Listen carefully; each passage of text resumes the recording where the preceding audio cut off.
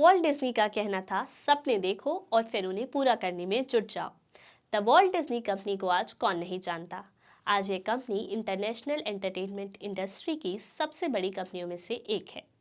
Vault ने जो भी सपने देखे उन्हें सच कर दिखाया, दुनिया को सपने दिखाए और उन्हें पूरा भी किया।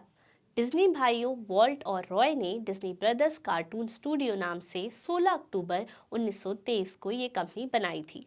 जब कंपनी शुरू हुई तो वॉल्ट डिज्नी ने कई संकटों का सामना किया। खाने के लिए पैसे नहीं होते थे, कार्टून बिक नहीं पाते थे। मई 1928 में मिक्की माउस ने न केवल वॉल्ट डिज्नी को पहचान दिलाई, बल्कि ऐसी सक्सेस स्टोरी लिखी जो आज पूरी दुनिया देख रही है। द वॉल्ट डिज्नी अपने 100वें वर्ष में प्रवेश कर चुकी है। एनिमेशन स्टूडियो से शुरू हुई इसकी यात्रा 12 थीम पार्क और दुनिया के सबसे बड़े एंटरटेनमेंट हब प्रोडक्शन हाउस के साथ जारी है। नमस्कार, मेरा नाम है काशवा विशाल और आप देख रहे हैं न्यूज़ीफाई। 1923 में रखी डिज्नी की नींव मिक्की माउस का नाम पत्नी की सलाह पर रखा गया था। वॉल्ट डिज्नी 1923 की गर्मियों में कैलिफोर्निया आए। कॉन्सस सिटी में उन्होंने पहला कार्टून एलिस इन वंडरलैंड बनाया। न्यूयॉर्क में एक डिस्ट्रीब्यूटर एमजे विंकलर ने वॉल्ट के साथ करार किया और इस तरह 16 अक्टूबर 1923 को डिज्नी की नींव पड़ी। 1923 में मोर्टाइमर माउस नामक कार्टून चरित्र की रचना की गई। बाद में अपनी पत्नी की सलाह पर उसे मिक्की नाम दिया गया। उसे आवाज भी दी और इस तरह पहले बोलते और चलते कार्टून की शुरुआत हुई। स्टीम बोट विली फिल्म के जरिए मिक्की माउस की शरारतें दुनिया के सामने आई। अमरीकी मंदी के दिनों में डिज्नी ने एक फैंटेसी रची जहां बुरे हमेशा हारे और भलों की हमेशा जीत हुई।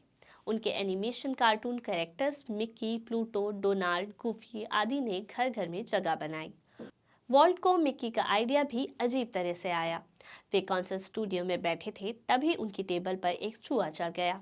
उसकी हरकतें देखते ही मिक्की बनाया गया और उसी मिक्की ने डिज्नी को अपना सुनहरा दौर दिखाया।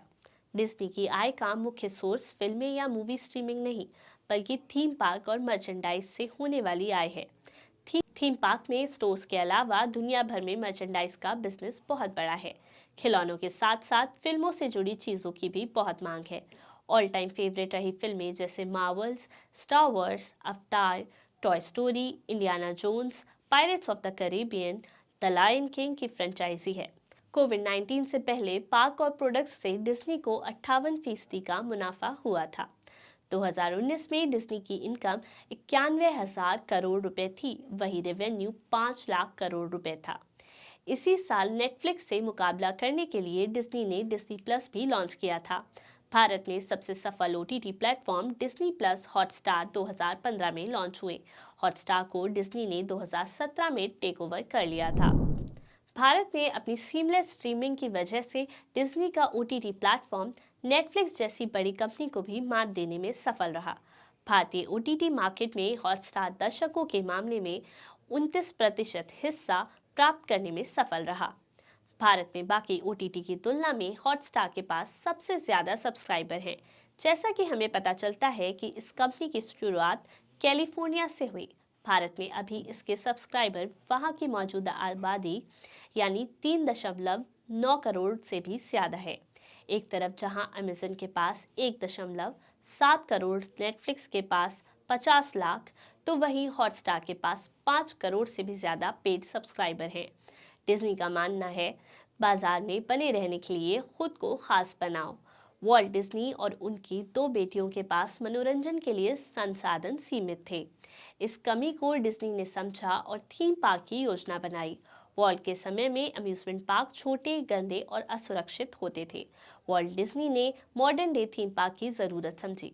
वॉल्ट का आइडिया बाद में दुनिया भर में कॉपी हुआ। डिज्नी के थीम पार्क में सारी राइड्स बड़ी और असली होने का एहसास कराती हैं। 3D शो में घूमती हुई कुर्सी, ऊपर से गिरती हुई बूंदें, ऐसे ही कई एहसास इसे अनोखा और ख़ास बनाते हैं।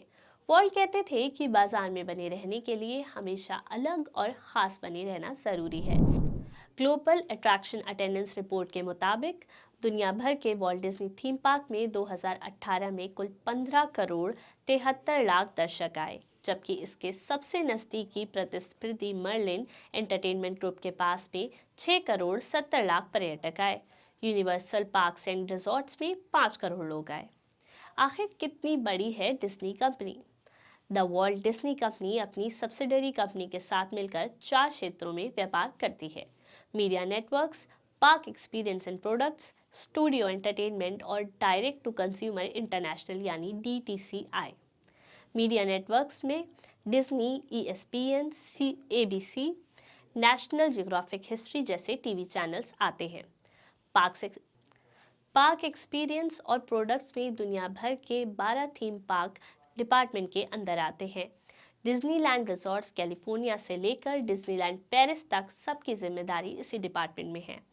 स्टूडियो ऑपरेशंस, इसमें डिज्नी के सारे एनिमेशन स्टूडियोज आते हैं। इनमें मुख्य रूप से 21 फर्स्ट सेंचुरी फॉक्स से लेकर पिक्सार जैसे स्टूडियोज शामिल हैं। DTCI में डिज्नी से जुड़े OTT प्लेटफॉर्म पर नज़र बनाए रखना इस डिपार्टमेंट का काम है। इसमें हॉटस्टार से लेकर ESPN+ जैसे OTT भी शामिल है। तो कैसा लगा आपको हमारा आज का ये वृत्तांत? कमेंट बॉक्स में जाकर ज़रूर बताएं। और भी ऐसी नई कहानियों को जानने के लिए हमारे चैनल को ज़रूर सब्सक्राइब करें। और अगर आप ये वृत्तांत हमारे फेसबुक पेज पर देख रहे हैं तो इसको लाइक और शेयर करते चलें। आज के लिए इतना ही। कल फिर मिलते हैं किसी और नए वीडियो के साथ। तब तक के लिए नमस्कार।